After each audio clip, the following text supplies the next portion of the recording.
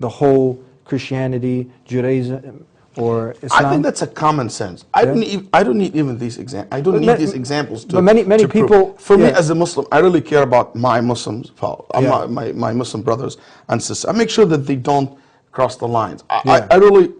That's my nature. I don't give myself the authority to point finger to other religions and you have this happen to you. For me, I think that's fine. That can be certain examples. Yeah. But I think that's not the point. The point, everybody agreed. There is no perfect human. You know, everybody has problems and mistakes. Yes, maybe some Muslims done something wrong, but look at the benefits that the Muslims have brought to the world as well. Look at the society that we're living in. There is a lot of things we enjoy today. Modern science is started by a lot of Muslim scientists. Muslim civilizations have contributed to it, and the Muslim world today are part of this basically globalization that we're living in, and we have to figure a way for Muslims and non-Muslims to coexist together in peace. And we all line up against those minorities, which is the extreme group. I think they are minority, but they are loud. And I think one of the biggest mistakes that the media try to do is try to make them big, try to basically make them bigger than what they really are, and try to label Muslim. There is 1 billion Muslims on the face of the earth. You cannot label Muslims. You cannot basically say all Muslims or most of them are like that. And those people are minorities, and they are isolated, but they are loud. And sometimes we give them the excuse. We give them the excuse to do what they're doing by basically not practicing what we believe.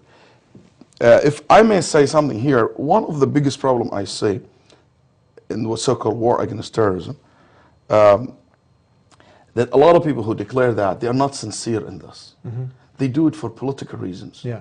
Or for economic reasons, to make money out of it. They're not really sincere about it. And that's one of the biggest problems. For Muslims, especially the Muslim scholars, they are sincere about fighting terrorism and extremism. Because one of my goals, those people who are extremes, I want to save them from the hellfire as well. I want to reach my hand to them to save them. I'm not their enemy in a sense. I also one person who want to give them da'wah. I want to guide them. I want them to leave this path that they have taken and go back to the society and be part of the society. I think if we are sincere about it, I think we will succeed more than what we are doing right now. So tell us the main message of Islam. Now we have we've clearly stated the facts that Islam condemns killing innocent women, children. It doesn't give authority to go hijack a plane, bomb a building. I mean, you have a right to defend yourself.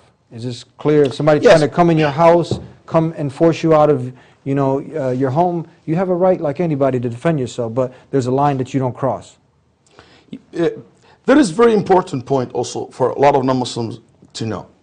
They ask me a lot about jihad and the concept of jihad and things like that. There is one important thing that non-Muslims need to understand, the nature of religion. Islam is a way of life. In a sense, Islam came to teach people how to establish a state. So it's not like a spiritual things you do it in the church on Sunday or certain times or certain prayer before you eat, or it's not like occasional things. It's not like just very general moral system that you follow. Islam has a lot of details related to the way you live your life, the way you live your life.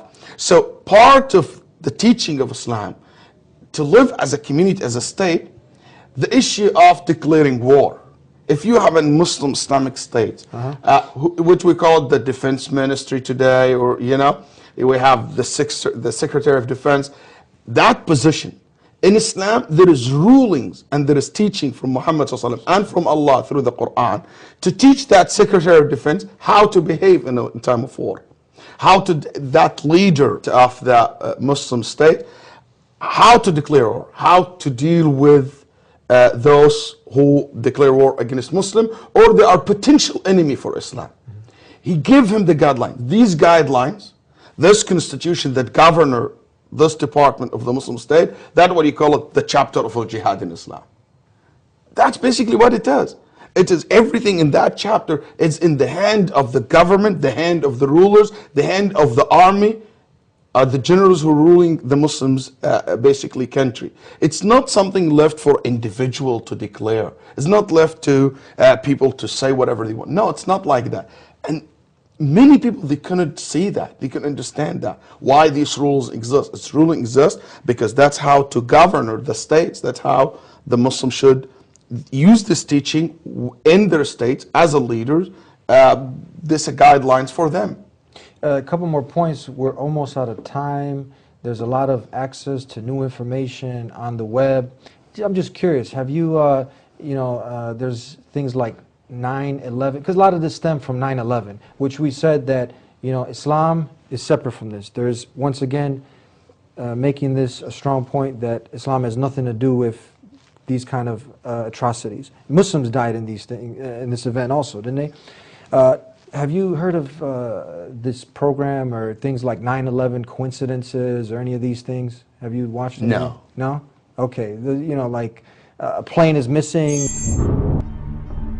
In this photograph, an astonished onlooker sees exactly what we're seeing. The Pentagon had not yet collapsed. And again, there is no sign of any wreckage whatsoever. No tail, no fuselage, no wings, no wheels, no engines, no seats, no luggage.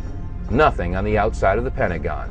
How does a 757 fit into a 16-foot hole and leave no damage or wreckage on the outside of the Pentagon? There's no plane at the Pentagon. You haven't looked into any of these things, Oh, which point okay. totally away from a different direction. It's a lot of facts. It's just questions that are raised. There's a lot of celebrities coming out. The only, I felt that the only real validation I needed was just being a tax-paying American that loves my country. I've done a lot of research, and it's not just me, it's the people that have come before me, the experts and the engineers and the physicists and the scientists and the scholars that raised a lot of these things, and I took a look at their research and said, yeah, it doesn't add up. A lot of it doesn't add up, hence these questions, and there's two areas. There's Building 7 and there's the 5 frames from the Pentagon. Don't listen to me. Do your own research, But I think that, what happened to a time in this country when we were entitled, when we had a constitutional and a God-given right to be curious about things that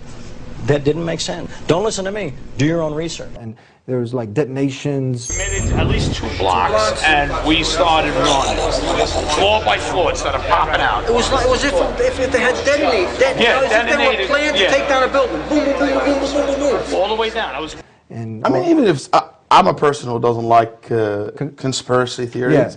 I don't Just believe fact in questions. that. Yes, one man, caretaker William Rodriguez, rescued hundreds of people from the North Tower, and it's thought he was the last person to get out alive before it collapsed. Now, we're told that you rescued these people, you got out, and then you went back in, didn't you? Why was that? Well, 3 times I went into the building because I wanted to help the people that were actually stuck at Windows of the World, which was the restaurant that was located on the 106th floor of the North Tower. And while everybody was running out, I was running in back and forth trying to get to them and to help the rescue effort as it started. I had the only master key. I worked in the building for 20 years as a janitor, and I have the only master key that was used on 9/11. Can I just ask you one question? Because we've seen there the picture, that harrowing picture, 2 planes crashed into the Twin Towers, and yet you still maintain there was a conspiracy. I believe that, I don't doubt that, the planes were there, the plane hit the building, but before, and one of the experiences that I said even when I was pulled from the rubble on 9/11 is that there was an initial explosion on the sub-level number 2, B2. There were 6 sub-levels in the building prior the plane hitting the building, and I believe that was an explosion set up by explosive to actually weaken the foundation. And nothing will ever change your mind that you think I was there, I saved people, I actually have the people available for the 9/11 commission. That was the commission that was created to investigate this. They were never called, not even once. They're still available 5 years after, and the government came out with an official story that went against our experience on that day. Questions. I don't like to treat things like that. But I'll tell you. Never heard of 911 coincidences? Welcome. Ladies and gentlemen, my name is William Rodriguez. I'm the last survivor of the North Tower of the World Trade Center. And as you know, I have gone around the world talking about what really happened on 9/11 and how they have used 9/11 for the politics of fear. Remember that? Well, it has been worse because last year I announced that I became a Muslim.